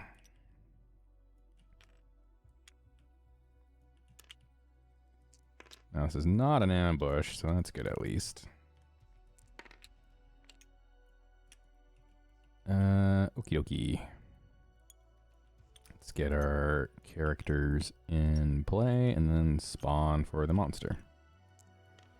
So Winged Nightmare is going to go Chalice Sword. Chalice Sword, huh? Probably something like this. She wants it the most amount of people. So I think something like that. Yeah. In the middle, I think gives everyone the best chance to hit her. Alright, let's spawn our characters.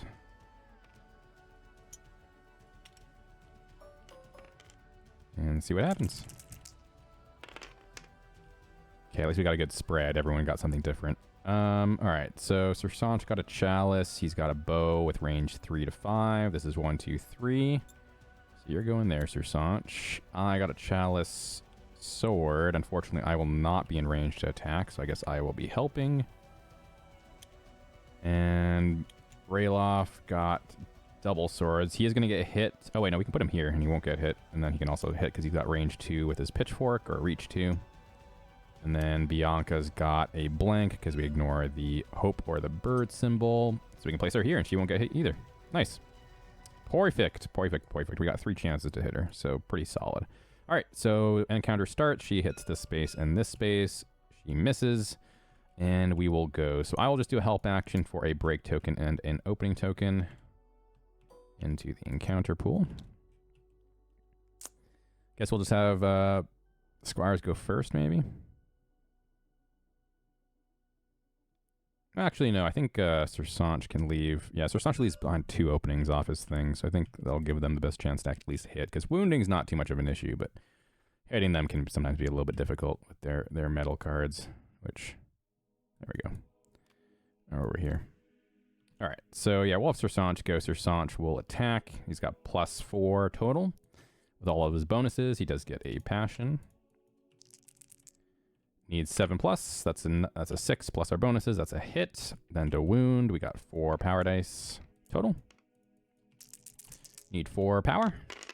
That is 1, 2, 3, 4, and we get a 5th one from our weapon. That is a scrape. Partial success already. So anything else is a bonus, really. Well, we can fish for crits. All right, he can leave behind 2 opening, and we'll leave behind a break from our level 1 as well. We'll have Bianca go. Bianca's got a sword with +2 from the opening tokens. 8 + 2 is 10. That's going to be a hit to wound. Has 3 power, +2 potentials. There is a break token in the pool, so that's our 4th power that we need. That is our 2nd scrape. Easy peasy. And I guess I might as well attack with Rayloff because we might get a crit. All right. She leaves behind an opening token, gets a passion, and can leave behind another opening token. So 2 openings, but no break token for Rayloff. All right, Rayloff attacks. Rolls a 9, that's a hit. Rolls to wound, does not wound. Not worth using up a heat to redraw, because again, not going to matter. Also gives him passion. That's another benefit. All right, so that's going to be the encounter. So we got 2 successful scrapes, so each knight may lose 2 heat. That's good for Parasalsa and Ser Sonch, and we'll also have Bianca lose her heat as well. And that is going to be a successful encounter. I don't think we get anything for this one, though, huh? We just get out with our lives intact, I guess.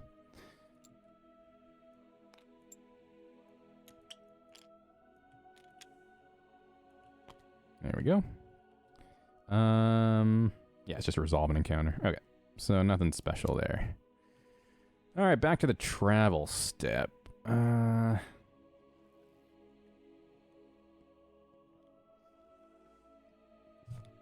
right, maybe we just have to get slimed. I mean, it's bad either way. I think we just have to go to the Deep Fog. We just need to get a clue of our choice, and then we just need 1 more green after that, and that's going to be, like, it for us. So I think we just go here. Pray there's another way we can get clues or something like that here and here. Yeah, all right, we're going to the Deep Fog. When do we actually get the time for that? I think it's when you enter, or is it when you leave? When you leave the Deep Fog. So many rules to remember in my brain. Deep Fog, where are you? Once you resolve the Deep Fog, during that step, get a clue regardless of the tile you entered, and instead of getting a clue, it depends on the symbol. Gain a clue of your choice, and gain the rest of the clues normally, if any. I think, yeah, we just get the time and threat. Oh, wait, do we not get a time for going to Deep Fog? Did I do that incorrect last time? We get a threat. Oh, no, because we resolved the tile. Yeah, so we get that time from the tile. All right, we're going to go into the Deep Fog. We will gain a threat. Oh boy, we're actually getting close to spawning another encounter. That went really quickly. All right, let's do this. I already shuffled at the start, so let's just pray that I shuffled well. And we're going to choose this as to be our destination. Well, actually, yeah, it's really the only good. Actually, we could go here. Because this probably goes to here anyways. And we still get a clue of our choice no matter the tile type, but at least we get to reduce our threat so we don't spawn an encounter. Yeah, let's do that. So we'll make this our target. And hope that works out. Alrighty then. I know Ser Sonch has some Deep Fog stuff, I think, right? During Deep Fog traversal, look at the top card of the Deep Fog deck. You may put it on the bottom of the deck. Okay, that is good to know, Mr. Sonch. So we got 1. Oh, what is our Deep Fog threshold for that? Oh, God, it's 6. Is it worth doing this tile just so we draw 1 less card? I forgot that smaller cards have a... the smaller cards are more annoying, but you know what? We're going to risk it for the biscuit. All right, that's a 0. We're at 2. 2. We're at 4. Oh, this is like awful. Because if the next one's a 1, it's really bad. If the next one's a 0, it's really good. Oh, wait, we can look at the top card of the deck. Is it just May? Ooh, you may put it at the bottom of the deck. I mean, regardless if it's not something that we want, it'll still determine if we want to change our course at least. Because getting rid of a 2 is pretty good. All right, so we'll spend 2 off that. We'll go. This will go in delay. We'll get another break token into the pile, and we get to look at the top card of the Deep Fog deck. Well, glad I didn't go. So I believe there's only 2 in the deck, so we'll put that at the bottom. Now there's 7 cards. Oh, because even if we get a 1, that's still really bad. Do you have any other Deep Fog Traversal stuff?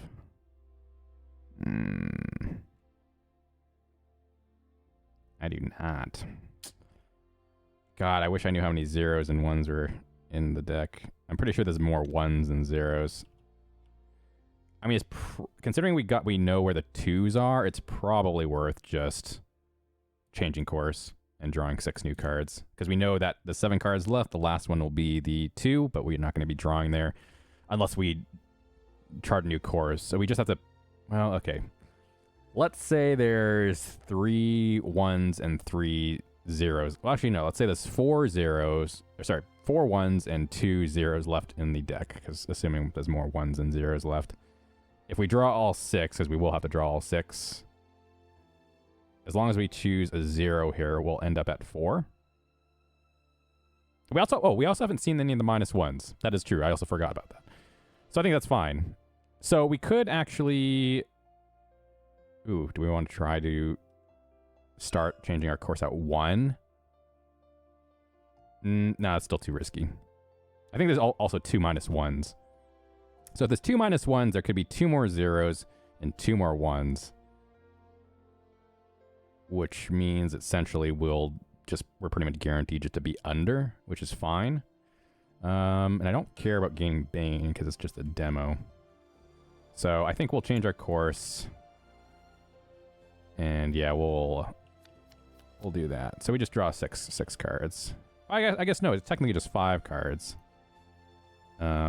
Oh shoot, I forgot about the I forgot about these. Shit. All right, well, I think you only do it on the next one that you reveal, on the next ones you reveal. So we get a half cup. But we have revealed 2 cards, 3. Perform a threat save. Ooh. That's bad. We need to beat a 7. Or, sorry, 6. 6 or higher. Okay, there's an 8. Whew. All right, no Deep Fog. Intensity up. As our 4th card. That's a full cup. And that's... So we're at 1, 2, 3. This is actually... Could be really bad. There's another half cup. And there's a 1.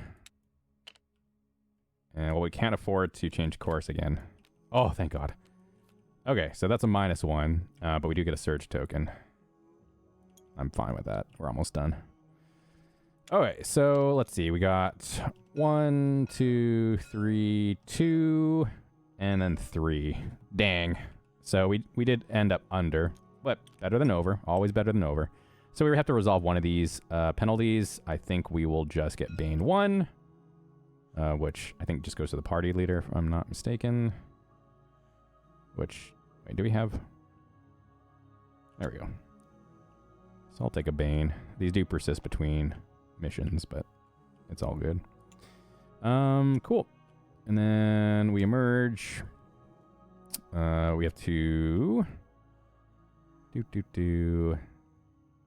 Yeah, we have to choose a grave penalty. Discard a card, yeah, with the lowest, and then we have to discard the highest. Okay, so we discard the -1. We'll reshuffle all these. And then we'll also discard one off the top without looking at it. So we don't know what we got rid of. That's okay. Hopefully that's the last of that. Cool. And then we get to go to our desired card. We get to also resolve the tile effect. So we get that. We did not get the time for that one, if I'm not mistaken. But we do get a clue of our choice. We do get the green clue. I don't know if it's like individual. I'm going to say it's individual. So you get that. You get that. And then... All right, they don't connect. Well, that's unfortunate. That is unfortunate. So unless I get... I mean, I think I have to do the Deep Fog again. to actually get what I need to. This is the last turn that we can do. All right, well, let's trigger an exploration, because I'm sure that'll go well for us. Mudslide. Great. Sink.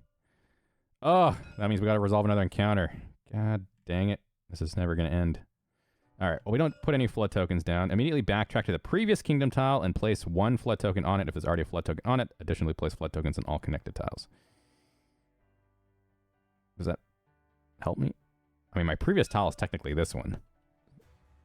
I guess that is technically my previous tile, so I guess that counts. Because it's not like I moved from the adjacent ones. Yeah,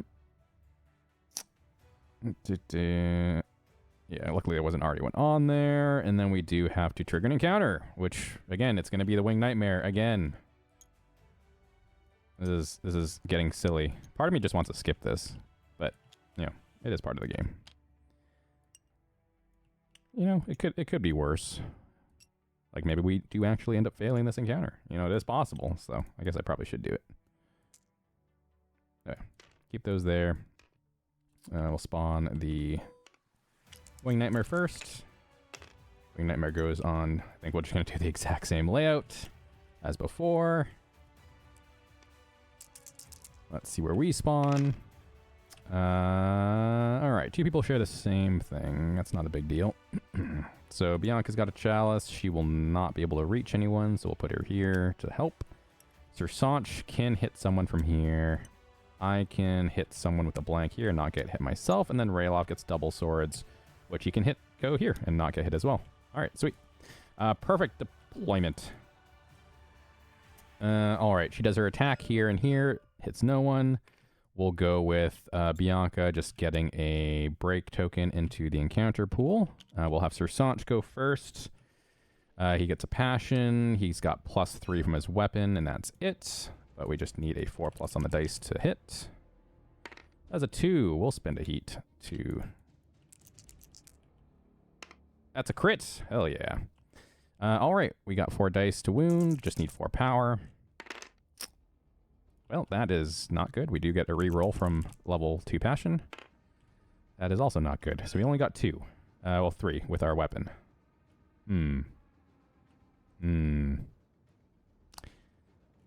I flew too close to the sun. Anything I'm missing? I do not think so. Those bird symbols are blanks. You'll love to see it. Man, is this actually... Oh, he doesn't have any dice rerolls because this is not a clash, which has the power rerolls. All right, well, that's going to be a fail. That's really rough. That's really rough. Choose a random path on your... Okay, that's only if we fail the whole thing. All right, well, it's going to be up to Rayloff and myself, I guess. We still got to leave tokens behind. Leave 2 opening from our weapon, and we'll leave a break token behind as well. I guess I will go. We will... Actually, no, we probably should have... Yeah, we probably should have Bianca go. Again, they need the bonuses. All right, rolls a 5, but 2 opening tokens, which is good. So that's going to be a 7. That's going to be a hit. To wound, it gets 3 power, and 1 break token is 4th power for the potential, which is going to be our first scrape. So at least we got the partial, if anything, which is still makes us avoid the bad thing that happens.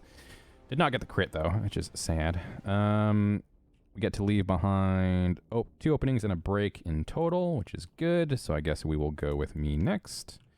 Raise our passion. This is not technically a clash, but I guess Ser Sonch will get the priority target token because he has the highest passion. All right. Hey, okay, there's another crit, so maybe we can get it off this one. 1, 2, 3, and we get 4 from our weapon, so that's going to be a critical wound, which means we get to scavenge 1. Let's see. Let's just get another consumable, I think. Why not? And that's going to be our second one. So that's going to be a full success. So each knight may lose 2 heat. You're already maxed. You're okay. Sweet. Overall, pretty good. Bianca coming in clutch there.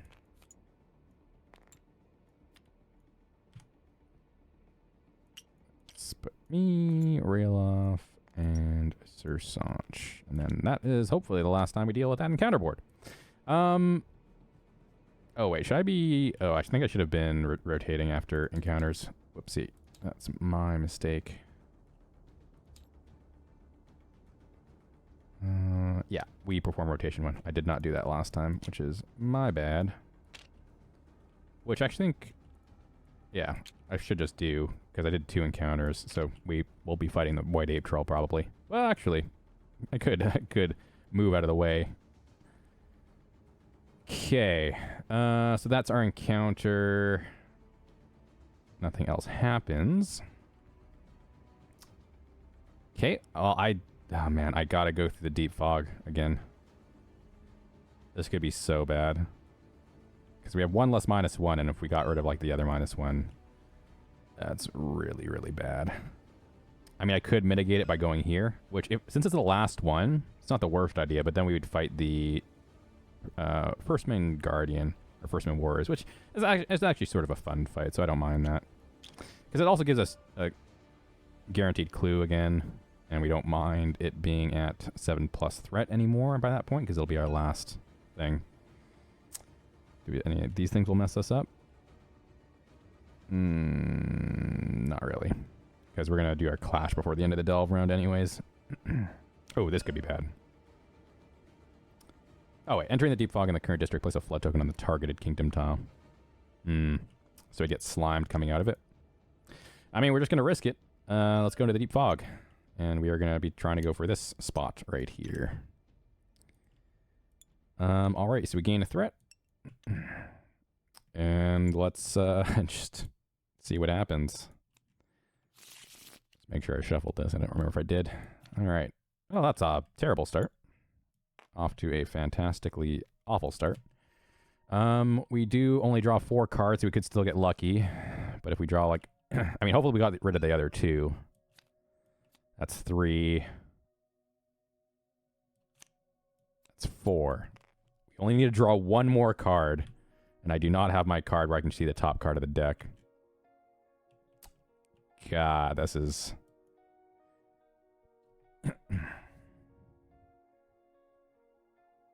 I haven't seen any zeros yet.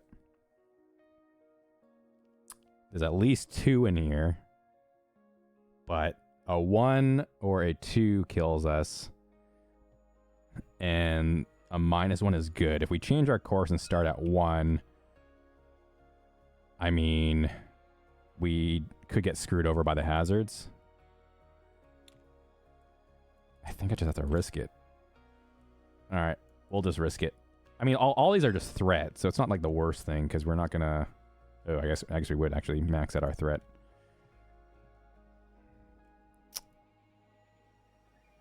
Can we mitigate this? 1, 2, 3. I think I can help us land... Oh no, because I don't have I shall fear no evil either. Because if I draw like 2, 1, 1 with the hazards, like we're like guaranteed dead. I think I'm just gonna risk it. Ah, there's a 1. That's a 5. All right. Well, we got screwed over. Okay, the next one was a 2, and a 0, then a 1, then a 1, then a 0. Yeah, that was just unlucky. Alright, well, I think we just lose, unfortunately. Because we have to do sync as well as resolve all this. So we get 2 threat, which brings us up to 8. That does spawn... we're technically on this tile still, I guess. Not like it really matters, so I'm just going to not bother to do it. So we would spawn another encounter. And then Bane 1 for each fog point value over 4, which is just 1. Party leader gets 1. Or is it every night? I'll just play it every night. As punishment. Okay. Well, that really, really sucks. And then we also do sync. There's no flood tokens, though, so it doesn't really matter. And we're not in the district that has crazy things with sync, I don't think. Oh, actually, we technically are. Screw it. I don't want to resolve another encounter. I think we just lose anyways, right? Technically. Because I got 2 threat here. We're going to get 2 more threat at the end. And if we get 9 or more threat, or if you get more than 9 threat, you just instantly lose. which really, really sucks. All right. Well, we have to discard the lowest one. We also do this. Just go through the motions, not like it matters. Do that. And then resolve our stuff. Because I think... Yeah, I'm trying to remember where it says when you get 9th threat.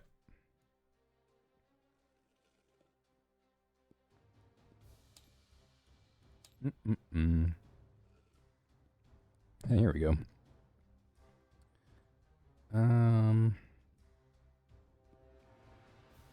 No, that's encounter, spawn, and movement.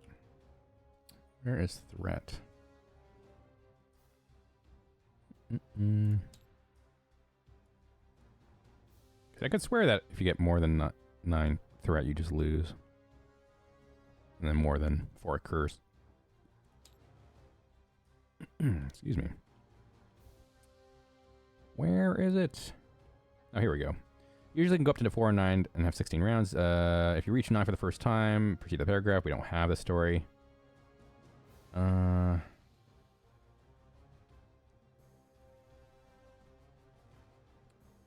Keep in mind that if either threat or curse increase over the maximum value, it will result in an immediate expedition loss. Also, certain effects will become more deadly the higher these statistics go. Oh, that's sad. If only I didn't choose... Yeah. I mean, we probably would have gotten screwed over anyways because we'd have to draw more Deep Fog cards, but it would have been more flexible to change course. Because, yeah, we go here, we resolve our time, but we gain 2 threat, which puts us at 9 and then 10, and then we lose. Because if I only had I Shall Fear No Evil, then that would have been the saving grace, because we would have been able to land on 9, but unfortunately I already used that earlier. Yeah, we don't have any other cards that actually affect anything.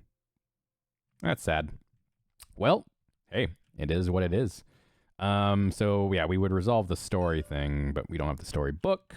Unfortunately, we die. Well, now the question is, do I still get my clue?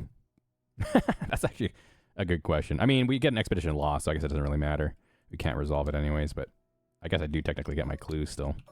A clue of our choice. So we get a loss. So unfortunately, no clash fight for this video. And we're gonna play it real. You know, I could just be like, no, we'll do the fight anyways, but I think we'll just have to wait for another video for that to happen. Where exactly does expedition loss happen? Like in the actual rule book. Because we gotta look for that. Expedition loss. It doesn't actually say. It says expeditions are on page 11, but... I think we just, like, lose half our clues, right? Isn't that what it is? This is the first time I've actually lost, I think. Because usually I do just house rule and just keep going. Oh, well. I think it's usually in here. Oh, wait. Oh, no. That's contracts and stuff. Kingdom Adventures, Campfire Tales. So we have an expedition loss. Okay, proceed to the spoils phase.